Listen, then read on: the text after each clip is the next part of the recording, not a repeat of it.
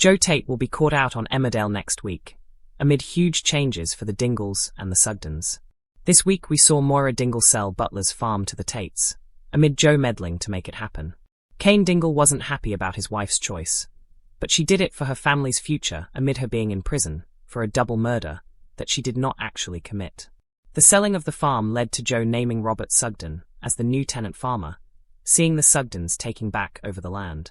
But it seems Joe isn't quite finished with his games just yet. Amid Robert and fiancée Erin Dingle moving into the farm, and the Dingles considering their own new farm, Joe targets Lydia Dingle. Kane, initially reluctant, moves back to the Dingle home after years away. Soon he and his family are suspicious when Joe walks in and apologizes to Lydia after recent goings-on. He then offers her a pay rise, while this also leaves Kim Tate suspicious of his agenda. When Kane decides to build a new Dingle farm, his family are keen to support him and make it happen. Robert, meanwhile, is touched when he realizes Erin has fixed the old Emmerdale farm sign, starting a new era for the pair that revisits the show's roots. Dubbed the Sugdens Reboot, they plan for the next chapter. But as the two families crack on with their own plans for the future, Joe isn't finished, it seems. It appears he has a plan amid his weird behavior with Lydia. Graham soon confronts Joe about this, and admits he knows all about his secret plan. So just what is Joe up to, and who does it impact? Will it go ahead too, or might Graham stop him? We'll just have to tune in next week to find out what is going on, and how far the villain will go to get what he wants. Either way, the double farm plan, and the Dingles and the Sugdens, and the Tates, all taking centre stage, will no doubt bring nostalgia to long-time fans of the ITV soap. AS drama continues to unfold in the Yorkshire Dales. The Mirror has launched its very own Emmerdale WhatsApp community, where you'll get all the latest breaking news, secrets, and spoilers delivered straight to your phone. Users must download or already have WhatsApp on their phones to join in. All you have to do to join is click on this link, select Join Chat, and you're in. We may also send you stories from other titles across the Reach group. We will also treat our community members to special offers, promotions, and adverts from us and our partners. If you don't like our community, you can check out anytime you like. To leave our community, click on the name at the top of your screen and choose Exit Group. If you're curious, you can read our privacy notice. The week had begun with a decision that stunned the village. Moira Dingle had signed Butler's farm over to the Tate family. The move had been made from prison, where Moira remained behind bars for a crime she insisted she didn't commit. To Moira, the deal had been about securing her family's future. But to her husband, Kane Dingle, it felt like betrayal. Standing outside the gates of the farm one last time, Kane stared at the land that had defined so much of his life. So that's it, he muttered. Just gone. While the Dingles struggled with the loss, Joe was already planning the future. Within days he announced a new tenant farmer. The farm would be run by none other than Robert Sugden. And by Robert's side would be his fiancée, Erin Dingle.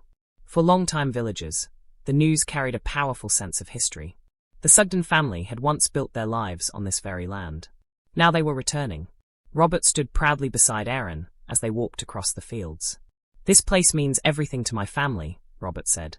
Erin smiled. "And now it's ours to look after." Robert glanced toward the old barn where something caught his eye. The weathered wooden sign. Erin walked over and brushed away the dirt. "Thought you might like this." He lifted the restored sign. Emmerdale Farm. Robert's eyes filled with emotion. "It's perfect." For the first time in years, it felt like the Sugden legacy had come home. But while the Sugdens celebrated a fresh start, Kane was struggling to hide his anger. Back at the Dingle homestead, he dropped his bag on the floor. The move back to the family home after years away felt strange.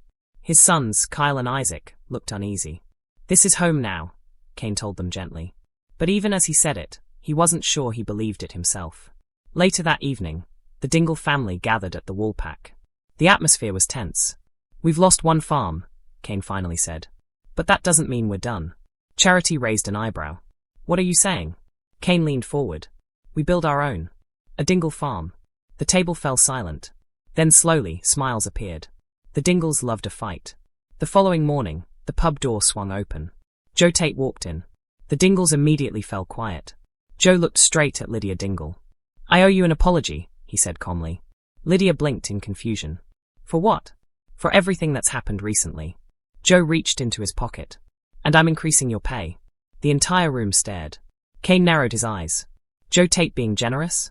That didn't make sense. Later at home farm, Tate confronted Joe. You don't hand out pay rises for no reason. Joe smirked. Maybe I'm trying to be a better person. Kim laughed. I've known you too long to believe that. Joe simply walked away. But Kim's instincts were screaming. Something wasn't right. Elsewhere in the house, Graham Forster had been watching everything closely. Later that night, he cornered Joe in the study. You should be more careful. Joe didn't look up. About what? About Lydia. Joe's smile faded. Graham stepped closer. I know what you've discovered. For a moment, silence filled the room. Then Joe slowly turned. How much do you know? Graham folded his arms. Enough. Meanwhile, Lydia sat at home, turning the conversation over in her mind. Joe's apology had seemed sincere, but something about it didn't sit right. Sam noticed her worried expression. What's wrong? I don't trust it. You mean Joe? Lydia nodded. That man never does anything for free. Back at home farm, Graham pushed Joe harder. You're playing a dangerous game. Joe leaned back in his chair. You think I'm wrong? I think you're about to destroy someone. Joe's voice dropped. What if the truth deserves to come out? Graham shook his head. Not like this. Joe stood slowly. But imagine what happens when everyone finds out. As the days passed, the village buzzed with change. The Sugdens were settling into their new life at the farm. The Dingles were planning their own future. Two rival farming dynasties were emerging. And at the center of it all stood Joe Tate, pulling the strings. One evening, Kane walked across a nearby field. The land stretched out endlessly. It wasn't his. But maybe one day it could be. We'll start again, he muttered. No matter what it takes. Back at home farm, Graham made one final attempt to stop Joe. You're underestimating what this will do to the village. Joe smiled coldly. Chaos. Graham sighed. Exactly. Joe walked toward the window overlooking the estate. Sometimes chaos is necessary.